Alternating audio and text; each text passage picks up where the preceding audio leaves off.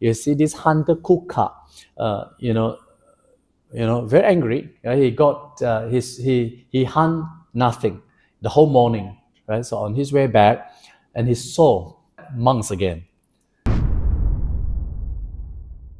So this is what I'm going to discuss today, right? As a good Buddhist like us, right? We need to have understanding of what the suttas says about seeing a Buddhist monk, and then the advantages. I think more important is to have a very peaceful coexistence between the sanghas as well as the lay people, and we found a lot of resources in the suttas, to create a very peaceful, the kind of love society between the sanghas as well as the lay community. So we are going to investigate, right, the few suttas. Okay, next. Okay, I mean, this is just a story about the consequences. All right. You see, there was a stories from the times of the Buddhas, and there was a hunter called 𝘾𝙝𝙤, right? 𝘾𝙝𝙤, and it says that whenever 𝘾𝙝𝙤 saw a monk, right, he will get very, very frustrated and very, very upset and very angry. Okay, there are types of people when they see the monks, you see, so they keep criticizing monks. And one early morning, right, this hunter 𝘾𝙝𝙤, led a group of these hunting dogs. They call it horns, is it? You see, into forest, to hunt for animal, right? So when he walked out of the village, right, he saw a monk, a very peaceful monk, very innocent, very peaceful monk, working, for alms round. So as soon as 𝘾𝙝𝙤, right, this hunter, right, saw that monk, then he has evil thoughts in his mind, right, and he grumbled. He says, it is bad luck, right, to see this bowhead, right, in the early morning. So then he grumbled. He said, "No, I will not get anything this time, right? Today." So you see, with that kind of very unwholesome, right, evil mentality, you see this hunter 𝘾𝙝𝙤𝙤, very angry. He got he hunt nothing the whole morning. He get nothing in return. Right? So he with that kind of frustration, right? So on his way back, and he saw monks again. Of course, when he saw that monks again, that kind of the fire, the anger, what else? The kind of anger, arose, and he shouted at that monks very angrily. You see, so what happened is that this 𝘾𝙝𝙤𝙤, released the horn. Chased him, barking at him, and then what else? And biting these very innocent monks. Of course, frightening by this, you see the monks got very, very frightened. They immediately turned around and then 不管3、7、10、21了，爬树了。Yeah, I think you understand what I'm saying, right? Then, of course, these hounds, what happened to this? The hounds cannot climb the tree, and then that hounds was, shouting, under the tree.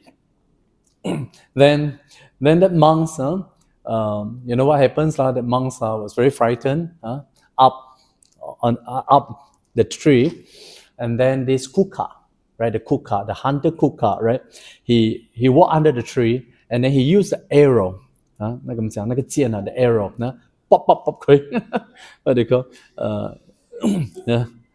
What do you call? What's the English like? The stab, the pop, is it? Or stab the feet of the monks. And then what happened is that the monks also blood, breathing, and then was very painful, right? And then his robes, the monk's robe also tainted with bloods. And then what happened is that as you tap the monks like this, the whole robes also fell down and covered the 𝘾𝙝𝙤𝙤. And the horn thought that is the monks, it is a monk, so came in and then biting. So this is the story, the whole story. And what happens to the 𝘾𝙝𝙤𝙤? The 𝘾𝙝𝙤𝙤, the hunt, was they're beaten to death. So this is a story. Okay, so you see, this is the story. It happens during the Buddha's time, and then you know, the kuka, right, was killed by the dogs. And of course, what happened to the monk is that the monk was very sad and very scared.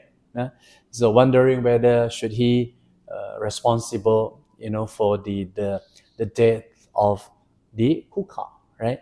So then when he returned to the monastery, right, and then the monk went to see the Buddhas in order to clear his doubts. And what the Buddha said, they said, the death of the hunter, kuka, right, has nothing to do with you, right? So, and you did not violate any precepts, okay? You did not do any killing.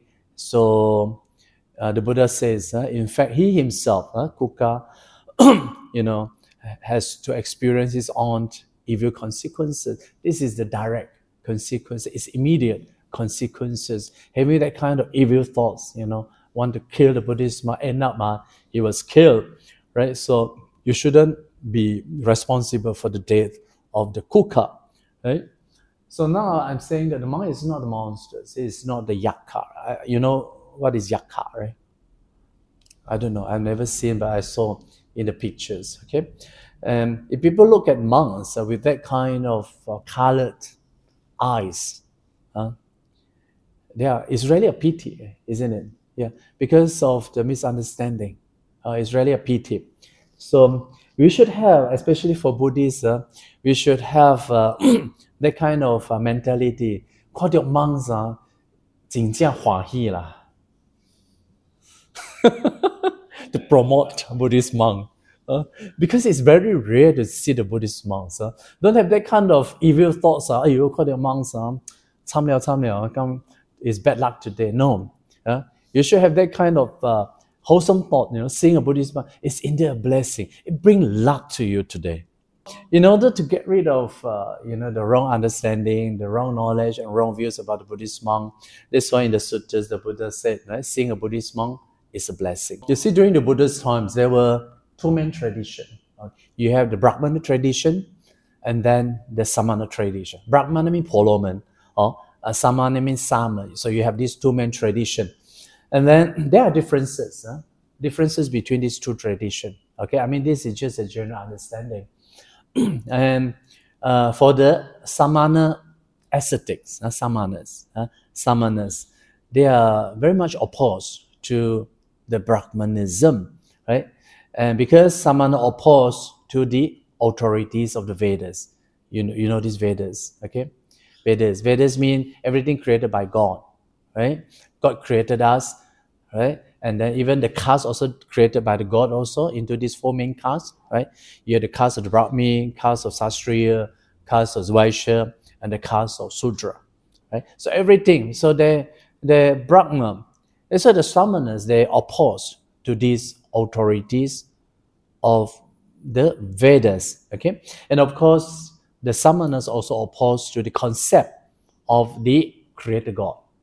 You know, the Creator God, the God created us, okay? So, and then you find also another distinctive features between the Samanas and the Brahmana is that the Samanas, they lead the recruits. They usually, you know, renounce their life, renounce the families, and then they practice in the forest and they lead a homeless life and they practice asceticism, right? And then, you know, the Brahmana, the Brahmin, they live as a household life. So you can see the differences, okay? So, and the Buddhists follow the Samana tradition, okay? Buddha follows the Samana tradition, means, you see, you can see the Buddhist monk, they shave the hair, right? And they practice in the forest, you see? And they live, you know, okay, as a Samana. Here the Samana refer to the Buddhist monk.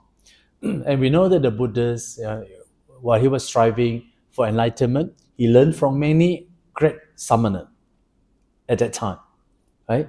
And he learned from them, you know, all kind of ascetic practices, right?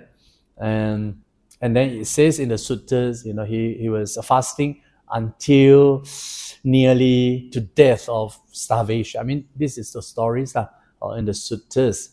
So later on, it says that the Buddha gave up those ascetic practices, and then after the enlightenment, the Buddha taught the middle path, right? A noble effort path, or the truth of the suffering that he has discovered. Okay,